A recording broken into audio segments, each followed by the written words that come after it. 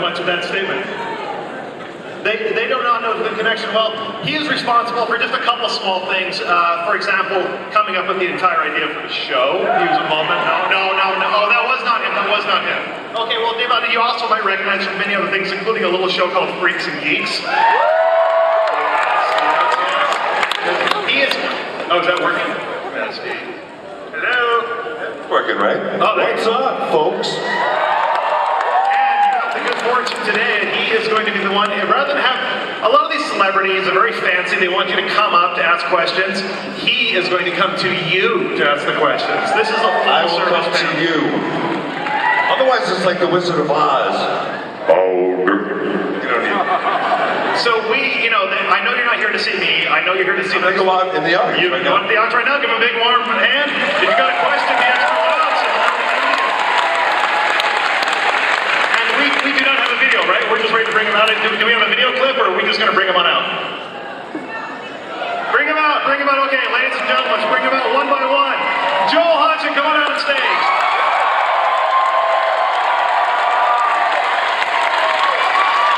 Trace Beaulieu, come on up. Evil Doctor, and the original Pro. And speaking of Pro, Bill Corbett, come on up.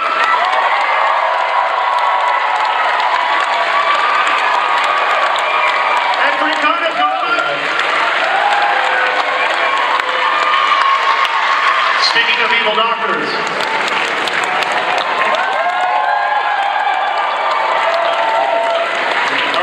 You know what?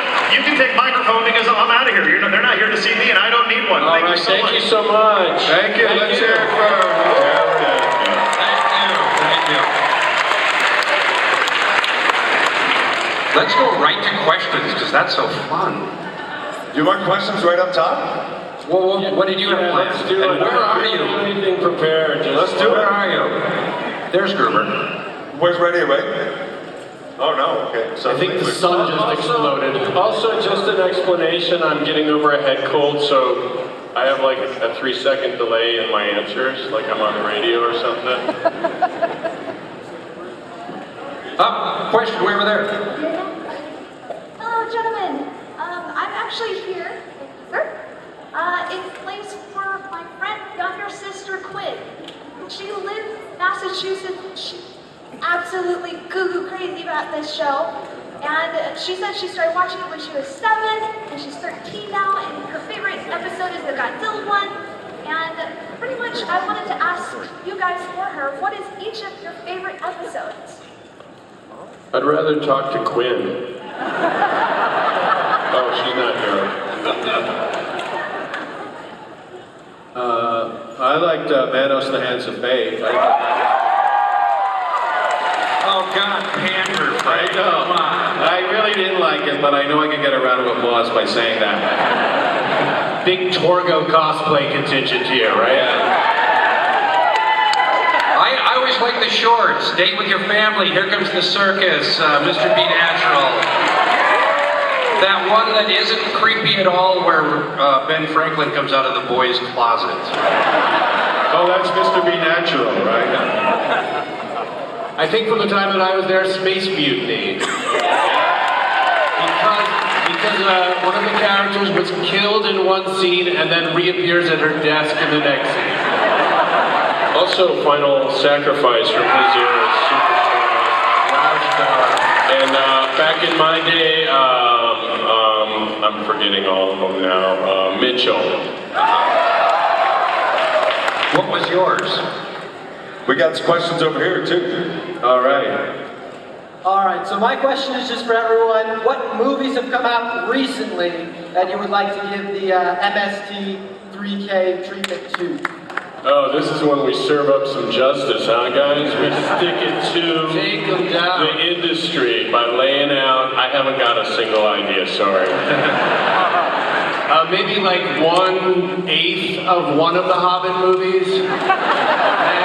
So that's the 16-hour. Yes. I'd like to take on all 3 endings of the last Lord of the Rings movie. But I don't really go to movies. I haven't seen much lately, so you know, I saw Mad Max and it was awesome, so I wouldn't want to riff on that one, so I don't know. I think the last Avengers movie was Oh, sorry, wrong crowd.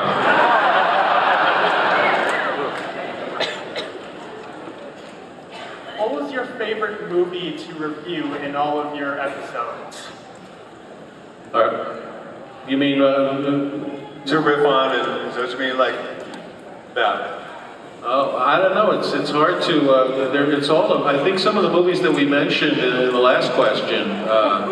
When we go. Did you just create a new verb though? Review. The action of reviewing and riffing at the same time. Are you riffing on his question? It's a switcheroo. All right, so this question is more aimed for Joel. I would say since we've been having the very constant DVD releases from Shout Factory, is that going to be kind of a continuing trend until we get all of them? Oh, great question. I gotta say, I'm not sure. I have a feeling that I've heard from them that there are probably about 20 movies they can't clear. So I have a feeling, I think there's, you know, I mean, I don't think we're counting the KTMA episodes, right? We're not gonna do those. Those aren't gonna come out, but God, I hope not. I hope not. Those are kind of like watching us riff at a party. Yeah, when we were 8. But yeah, I think there's about 20. I think they're going to release about a total of 160 episodes, and the last 20 I think they can't get because I think we pissed off a few people. It's those ladies who own Happy Birthday. Another question, right? Yeah, so, Joel, do you ever think you and Mike will ever do something together again? Some riff track, super stilo, maybe make fun of the, sorry everybody in the audience, but the Netflix Daredevil series, maybe? Did you just speed rap your answer to me? I hope so, thank you. I think there was a triple rhyme in there. That was amazing. I know. Yeah, Joe. Hey, he's got his iambic pentameter down real nice. Please tell us your MySpace page. I like that Daredevil show on Netflix. I didn't see it, but no, I didn't see it. That one, for a Netflix show, that took a while. It took me 2 nights to watch it, the whole series. This one's for Frank. Oh? How did you do the screening process? What made a movie look like it was riffable?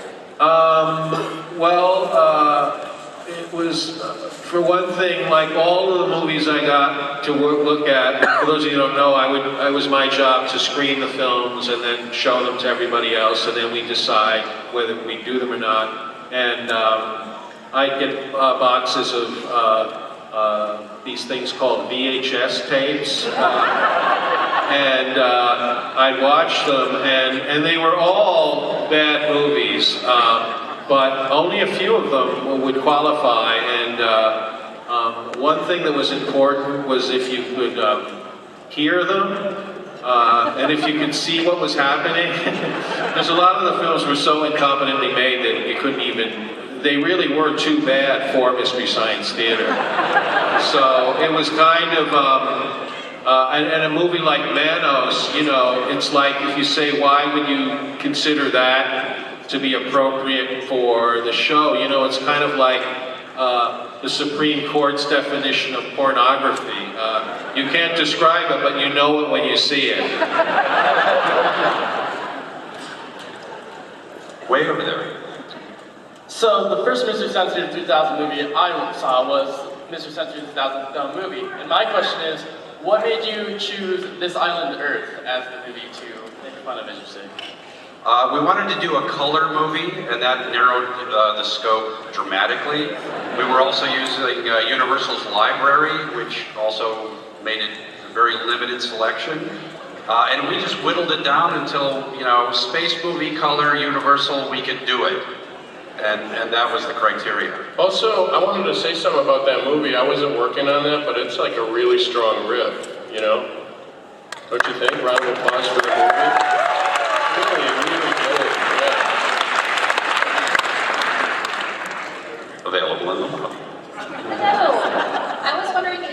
expand on who the amazing Rando is. Well, wow. There's a presence in the audience We're gonna get this to afternoon. The presence in the audience. I feel it's somewhere over in this area. The amazing Rando. Could you please stand up, please? The amazing Rando, everyone.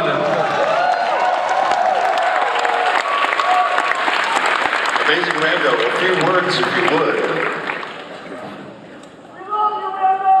I'd like to just get one hug on the satellite of love, if that's possible, after the panel. The one wink hug on the wink satellite of love. That would be the one. It's not that kind of love. It's very non-physical and cerebral. Rando, you have your followers here today, don't you? There's a small contingent. Could you raise your hands or applaud for Rando?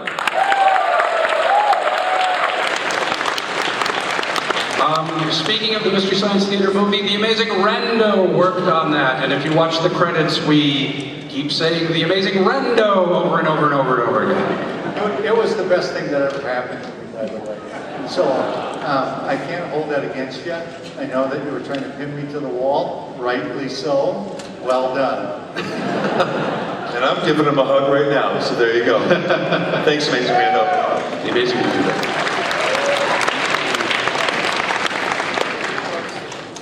A lot of questions from over here, but I'm moving back there in a minute. Hi, this question is for each of you. Which Hercules or the Herc is best? I like the one that has a lot of muscles. The Moon Man. Hercules and the Moon Man.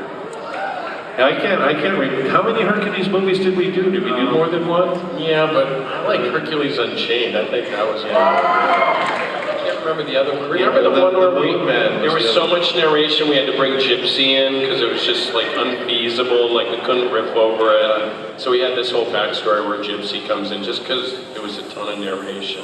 So yeah, that must be what you're thinking of. Hey, we got a question way back here. Are you ready? So I was wondering if you guys know Rotten Tomatoes, the worst movie ever made was Trolls 2. Did you guys ever want to riff that? And if you could or couldn't, why not?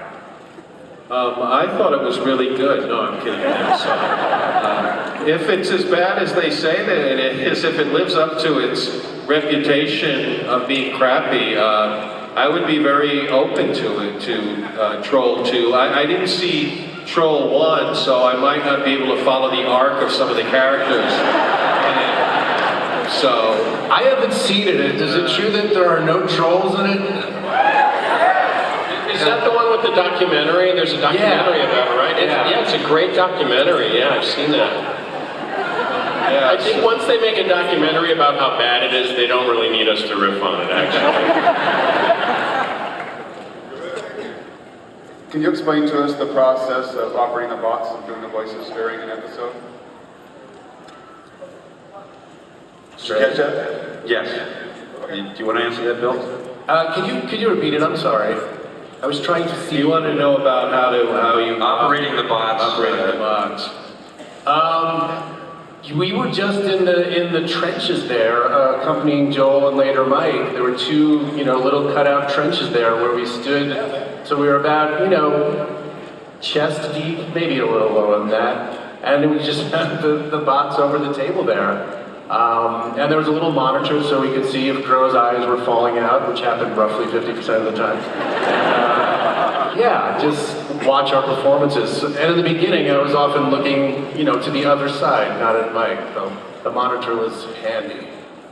Crow's a lot harder to manipulate than Servo. I'd like to think so. Much harder and much better. He was like, just... That went over well. Start the car engine. Oh, Gruber's way back there. Hi, I was wondering if you had any anecdotes from meetings with the creators of these films that you've read? Any interesting meetings, or have you ever had any experiences? That's a good question. Meetings or lawsuits or back alley fights? Attempted stabbings. I don't know about the creators of the films, but the actors in the films that we all met were all of them were really lovely experiences, and all of them loved what we did. It was a thrill for me when we did the first Mystery Science Theater convention. Beverly Garland was there, and she was in several of the Roger Corman films we did, and I watched her when I was a kid on My Three Sons. Yeah, so I loved her, and she was so sweet and so nice about it. And I think and Joel and I met Robbie Benson in LA on Sabrina the Teenage Witch, and he was in a movie that we riffed, City Limits, and we were actually quite vicious towards him. And he loved it. He thought it was really cool and really funny. I've never had a bad encounter with somebody. I mean, I think it's a testament to the show where we never really, for the most part, maybe Robbie Benson accepted, never went at anybody really like hammer and tongs and tried to take anybody down. So most people got that it was, all of a certain spirit. They were already being taken down because they were in the movie. Yeah, that was punishment enough. During my time there, we did a really recent movie called Time Chasers that was filmed in Rutland, Vermont. And it was only a couple of years before that, like 5 years before that they had made it. And the makers of the movie wanted to be on the show when they heard about that. And we just decided that got a little too meta. Didn't know what to do with that. I have heard a story, there was a rumor for a long time that Joe Don Baker was angry with us for doing Mitchell, and I just kind of always dismissed it like it was, just a rumor. And Daniel Griffith, who's the guy who makes all the documentaries in the Mystery Science Theater box sets, he said he contacted Joe Don Baker about doing an interview, and he refused to do it. And I never realized this. And Daniel Griffith, who's a very sweet, soft-spoken guy, said, "Well, what's wrong? I mean, why don't you want to get involved?" They always meant it in a gentle spirit, and we're having fun. He goes, "Well, they used my name." And he goes, "Well, what do you mean?" Like, "Well, they used my name, Joe Don Baker. They didn't call me Mitchell, they used my name!" So supposedly you're not supposed to use his name when you riff on him. But if you say it 3 times into a mirror, he appears and hands you a beer. Hey guys, we have a triumvirate of questions coming from this zone. All right. Then I'm going up there, and I'm just mapping my group space here. Oh, can I say one thing though? Dave Gruber Allen is the guy who actually gave the moniker MST3K to the show. Yeah, it's true. Thank you, Joe. Because while we were making Mystery Science Theater at KTMA, we made the pilot for Higgins Boys and Gruber. They came out to Minneapolis. We shot the pilot there, and he goes, "Mystery Science Theater 3000, you should call it MST3K. The rest is a gentle history." And Thank you, Joel. And I'd like to think that I saved everybody a lot of typing. So, there you go. Thank you, Joel. I appreciate that. We have a question right here. So any fan of Mystery Science Theater 3000 knows that you guys occasionally on the Satellite of Love like to sing songs. So out of all the songs you've performed, which one is your personal favorite and why? I love Nummy Muffin Cuckoo Butter because it expressed how I felt. It epitomizes who I am as a person. So. For me, I'd say it's between the Canada song, which I wrote it so I was proud of what I did, and one that Mike wrote that he really he just put in a lot of extra effort about Brain Guy leaving with the other two to his home planet, called Please Stay. And Mike Nelson did a little mini Gilbert and Sullivan operetta for us, and it was just so great. It brought out the theater geek in me. I always liked Who Shall I Kill or Who Will I Kill? Yeah. And that was sad because Frank was on his way out. Right. And that was my very last episode. Did you say that, right? Yeah. It was also very complicated because one, I can't sing, and 2, I can't sing and walk at the same time. And they had this elaborate, like Rube Goldberg thing I had to touch and grab his eye and things. But it was the sentiment was real, because I was beginning to miss Frank. I liked Patrick Swayze Christmas. Yeah. There was a punk sensibility in our songs in that we sang them even though we didn't know how to sing.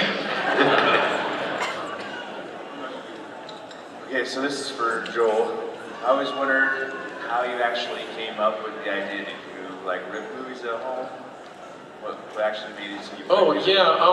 Well, the simplest, shortest origin story is there's this album from like 1974, Elton John album called Goodbye Yellow Brick Road. It's a great record, by the way.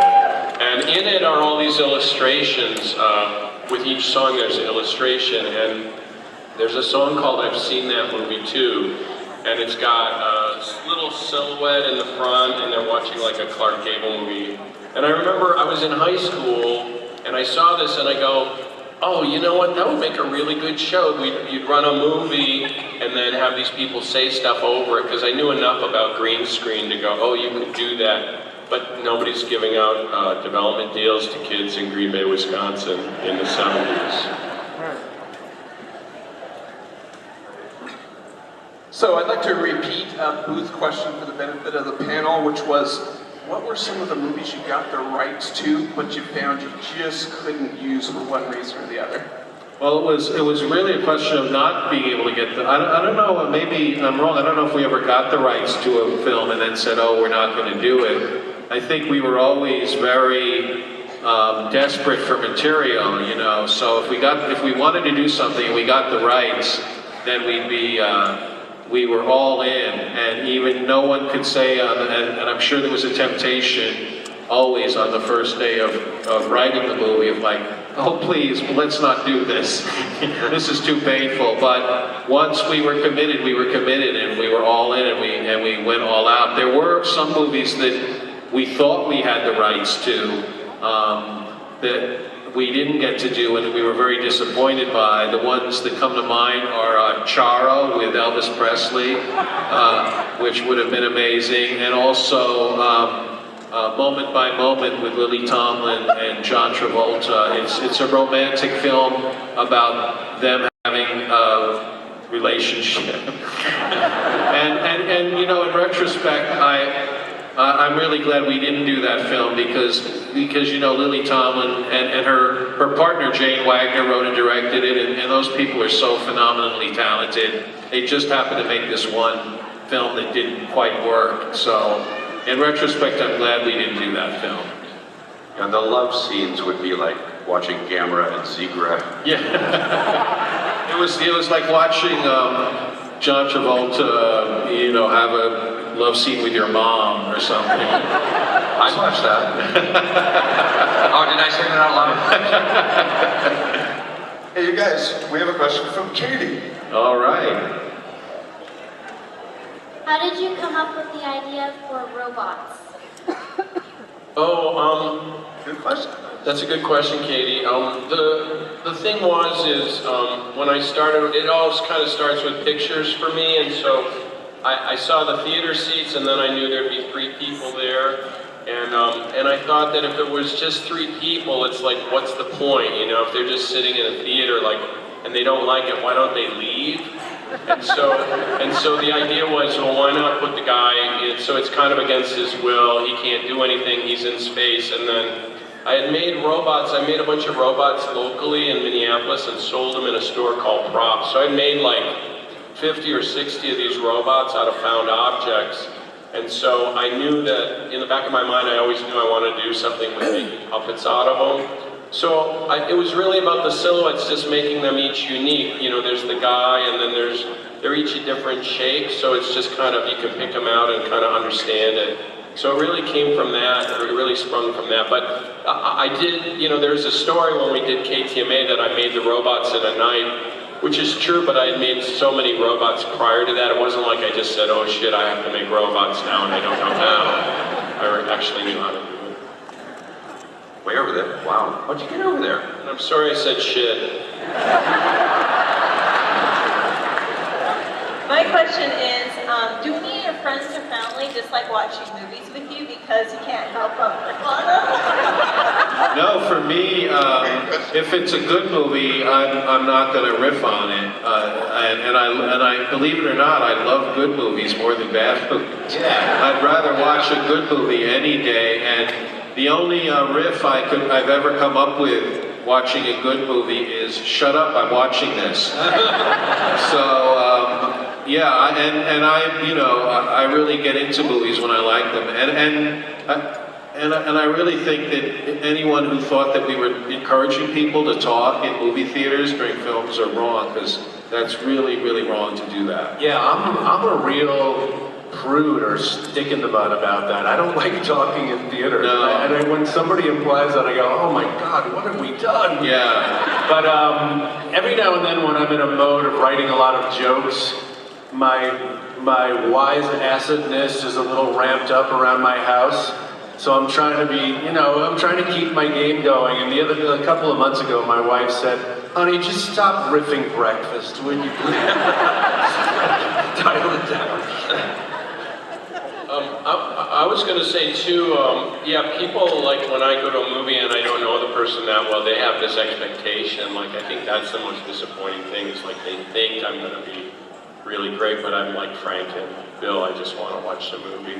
And also, I just want to say there's a big difference between movie riffing and heckling. Yeah, right? Come on, let's get some applause here. Come on. Right, when you think about it, we're like vampires, you have to invite us to riff, hecklers uninvited. So I was wondering, what is your favorite character that you created? Oh, is that for Joel, I guess? I don't know, what do you got to specify, because actually... Do you mean like the bots or some of the characters? Either one. Oh, okay. Well, listen, that's a great question, because I don't feel like I ever created any of the characters. It's like I made the robots initially, but the guys who run the robots are really the ones, they become the robots. Like Josh, when he started, when he was Tom Servo, he was like 16 or something, and he was like a 16-year-old who drank scotch that was older than he was, and he would smoke cigars, and so he really was like Tom Servo, and Trace was like Crow, and when Bill took over Crow, it became, he embodied, it's like they become the guys who puppeteer him. So all I did was build the original robots and kind of say, oh, this one's Crow. But even when I started, I said, oh, like the day you started, I said, oh, Crow, like talk stilted like the robot from Lost in Space. Right. And that just lasted a couple of weeks, and it doesn't, because movie riffing, you have to embody so many things. You're doing voices and dialects and all this stuff. It has to be each person, so I don't feel like I created any of the characters. I just kind of said, oh, Trace, will you do, it's really Trace, each of the, Frank is Frank. You can't change that. You don't want to mess with that. Yeah, in other words, as an actor, I'm not exactly Meryl Streep. Your TV's Meryl Streep. Yes. Does Crow have feet? Yes. They are whatever they need to be at the time he needs feet. And the design changes depending on what stuff we have to glue together. The length of his legs seems to vary from Yes. drawing to drawing. What's that? We'll go back there. We're going to get a question started, and then I'm going to take care of some business, all right? Hold on. What, do you have something to mail? That means he's got to pee. He's doing his banking. What is the process you go through to come up with all of your comments that you make to the movie? How much is written out beforehand? How much do you come up with shortly before? And how much is just completely improvised? Oh, most of it is scripted beforehand. I'd say maybe 99%. The process at Mystery Science Theater was we'd spend a whole day looking at the movie, writing down riffs, putting the riffs, having someone write the riffs down. Another whole day looking at the movie, yelling out riffs, writing them down, and then one day writing the sketches, and then another couple days, myself and Mary Jo Pehl and Paul Chaplin would go off and assign the lines. We'd edit the scripts and assign the lines to characters, and then we rehearse it. And throughout the rehearsals and throughout the taping, there were always changes being made, but it always just ended up being a scripted show. You know, every now and then while they were filming, Trace or Joel or Kevin would ad-lib something, and that would stay but that was rare. It was all scripted pretty much. The process of writing it was very spontaneous, though, yes. and very improvisational when we were riffing in the room and we're all shooting the stuff around, and that spontaneity bled into the way we performed it. The closest I've been able to describe it is it's an extended improv that's been recorded by somebody. You're just selecting the best moments of that. Also, one other thing that we did in the writing room that I think was super cool is that we created at a specific time and then edited much later. And so it's really important. That's how we were able to make a 90-minute show every 8 days, is because of this. And so I always say, if you want to write or a movie riff, just do it at a specific time and don't edit. You can't, we never stopped and said, wait a minute, is that something Crow might say? It was like you just threw up as many ideas as you could, and then later, like Frank said, when the segment producers would kind of take the pieces, that's when you do the editing and kind of go, which is the best line. So I think that was how we were able to cover so much ground so fast. I think there were only we had like 7 or 8 people in the room, and we, made a 90-minute show every 8 days. And it takes a really long time to write, because you're looking at, even 5 minutes of movie would take maybe an hour or more to get enough jokes, because you think, oh, we're done. And you go back in and you go, oh, well, there's a lot of holes there. So that's why it would take us all day to watch a film, and we do that over and over and over again. Hey, you guys. It's Gruber. I have a local joke for you, so get ready. Love to hear it, Fred. Hey, everybody. I'm out here in Draper. Kernsville? Which is the funnier reference? I don't know. Anyway, he says Draper, so here's another question from the way back. The internet was abuzz with rumors of a reboot. Is there any truth to this? Yeah.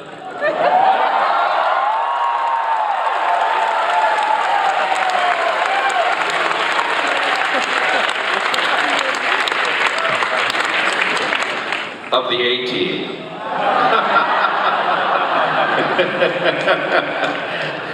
Oh, they can't do it without Mr. T. Come on.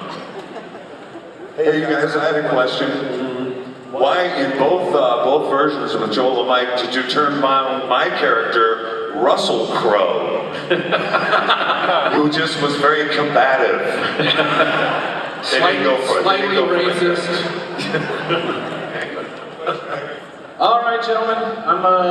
I can't sing just like you said you can, but I think we could all probably serenade you with a little something here, because Lord knows it's a song that's near and dear to many of our hearts. And I'll start us off here. In the not too distant future, next Sunday AD. For God's sake, join him. There was a guy named Joel. Not too It's better that they're not joining him. Everybody! I like it that they're just like... Come on! Our lawyers are swarming into the room now. They're handing out legal briefs. Thanks, brother. Can I make a request to you? Whipping post! Freebird! You need your lighter out, man. Yeah, hey, I just want to ask, out of all the movies you did, who was like the most surprising, like, celebrity or person you saw in a film? Just like watching a movie or just... The first MST3K I did, Revenge of the Creature? Something of the Creature. A very young Clint Eastwood shows up as a lab tech. And he's sort of like Alpha Dog by John Agar. He's just like this hapless young dude, and it's really funny because This guy's going nowhere. One film he did, Starfighters, had, and he's not in Congress anymore, extreme conservative Congressman Bob Dornan, in an early acting role, which just messed with my head pretty badly. He's no Fred Thompson. Yes, exactly. Fred Thompson's actually a good actor.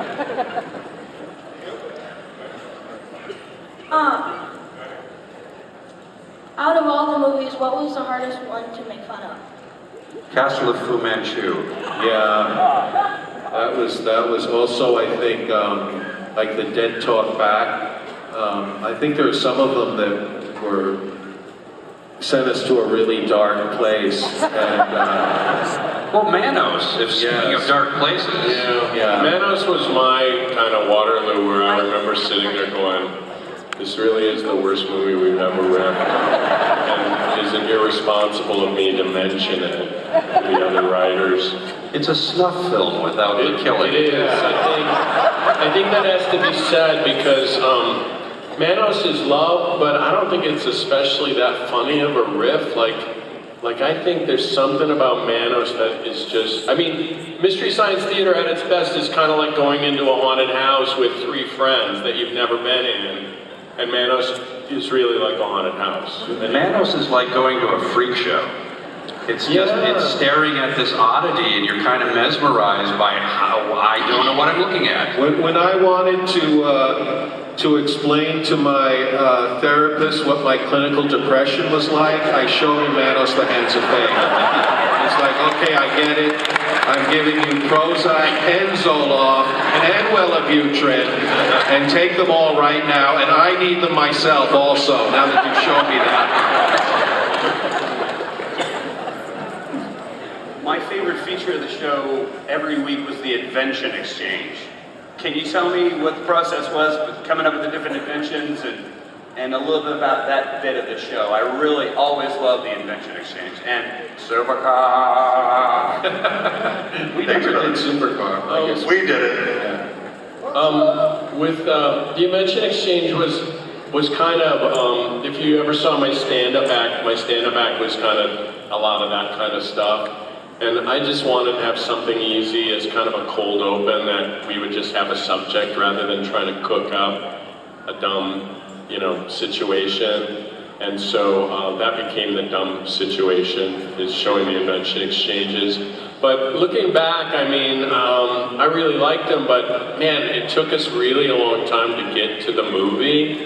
And I really liked, in a way, I think it should have been in a different part if we had to do it, but I just kind of felt like watching them now, I go, it's just, I want to get to the movie, I want that to happen faster. So I think it was kind of cool that, once I was gone, that was gone, and they usually got to the movie faster, except for like the Roman world one. Jesus. Which is like an 8 minutes until you get to the movie. Yeah, we managed to find a way to put all that time back and add a few minutes, yeah. And then one day, because once we went through Joel's act, then one day Joel came in and said, okay, now you guys have to start coming up with Invention Exchanges.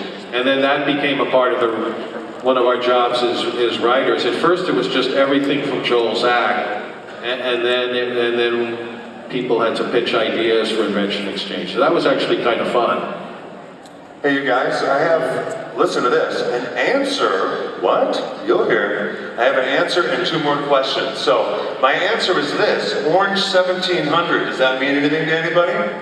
Yeah, if you want to keep the conversation going, Orange 1700, Beige 14. I know it sounds like Scientology code or something, but, or SRA reading tablets. Where's my early 70s teachers? Beige 14 and Orange 1700, and you're in the celebrity row there, Joel, so they can come and talk with you, right? Yeah, let's be clear about this. Beige 1700 is Beige 14. Beige 14 is where these guys are. Correct. And you know what? They should have put us all together. I'm really frustrated about that. How many people have come to visit us yet this weekend? Anybody? Awesome. About 8, 12 of you. Good. Well, listen. After this, I really want you to come by and visit us. I'll be at my booth at 6:30 after the photo ops, and these guys will be at Beige 14. Beige 14. I'm at Celebrity Road 13. Please come and visit us, and we'd love to meet you. And there's 2 more questions. Here's one of them coming at you right now. Right, so this question is about Tommy Wiseau in The Room. So when this movie came out, it just completely bombed, yet over the years it has developed more and more of a cult following and become more popular. You guys riffed it.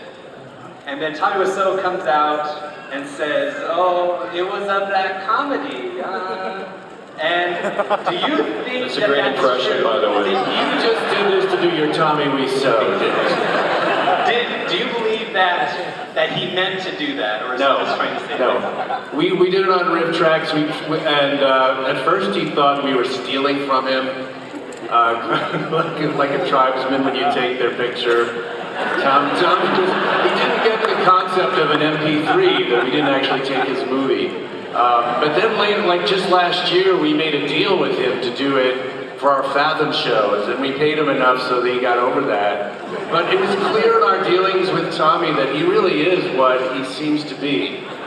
With maybe a little edge of canniness, he's learned how to play this, but he does ride that line between, I think this is a really good movie that I made, now I want to do mine, of course, and just basking in the fandom and making some money, too. I think that the best movies to riff are the ones that are sincerely made by the filmmakers who are really trying to make a good movie and fell short or whatever. I think sincerity on the part of the filmmakers leads to the most appropriate films for riffing. Yeah, I'll just add that if you are interested in that story, Greg Sestero, who played Mark in the movie, wrote an awesome book with a co-author about the whole process of making it. That's fascinating and really fun, so check that out. Hey guys, with an apology for those whose questions I did not get to, I'm sorry about that. I'm pretty fast too, but I guess not that fast.